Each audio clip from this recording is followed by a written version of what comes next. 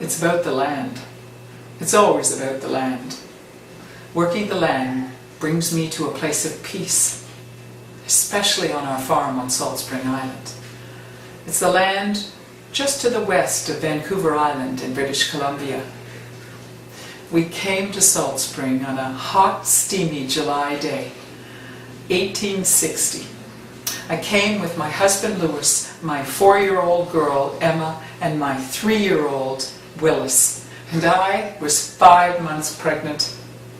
And we arrived and had to climb down the Jacob's ladder off the boat into the waiting cedar bark canoe that would take us to our new home. And Willis looked up and said, "But Mama, the cows! How are the cows getting in the boat?" "Oh," I said, "child, they'll be lowered by rope and they'll swim to shore."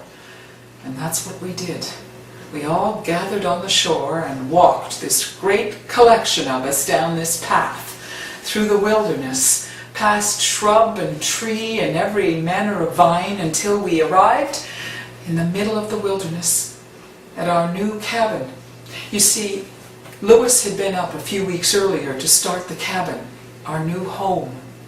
He had purchased 200 acres. Well, understand, the government had an organization called preempted land, and you could apply for it, and we were granted it because he was a married man.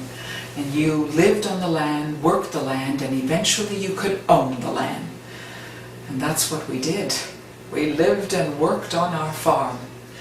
And it took all our effort and energy to clear the land. What I remember are these great trees. Well, they were not just in our part of the island. They were all over the island. There were great hemlock and spruce, and there were the Douglas firs that were as high can be. But when we had to cut them down, well, that was another story. And that took forever. The first 2 years were all about clearing.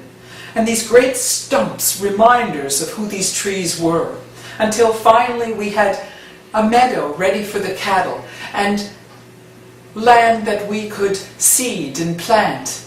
And we had my own garden ready, where I grew potatoes and turnips. I was known for my great turnips, and the beets and the carrots and the peas. And it was hard. But the hardest was working through the different seasons and the different challenges. And we began to listen to the land and to learn from the land and to stop fighting with the land. And many people left Salt Spring because they could not handle the weather.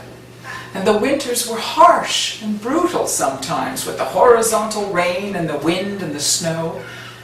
But we learned. Every season taught us a bit more. And there were other challenges. There were the great hawks that would come and steal the chickens, and there were the cougar. And I have stories to share with you about these challenges. But it is the peace that I gained from the land. And all these stories and more I would love to share with you.